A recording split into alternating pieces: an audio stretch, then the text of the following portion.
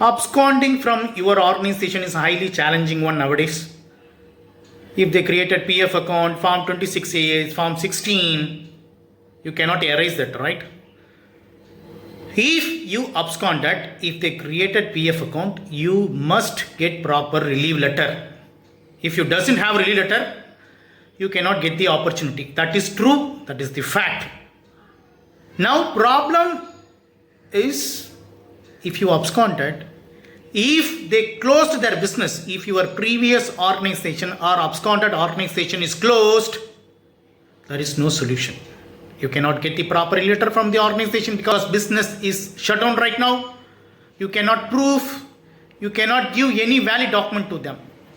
Your present organization or future organization, they don't trust you. Even though if you give different story, they never trust you. They need proper documents from your previous organization. But usually in the background verification process, your documents will speak more rather than your justifications. Okay. So don't abscond from your organization. If you are already absconded, if organization is active, I can guide you how to get the proper letter from your previous organization. There is a template I will give you.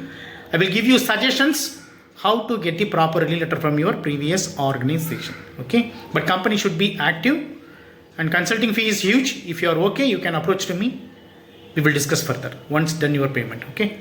Thank you so much for watching this video. Have a wonderful day. Take care. Bye-bye.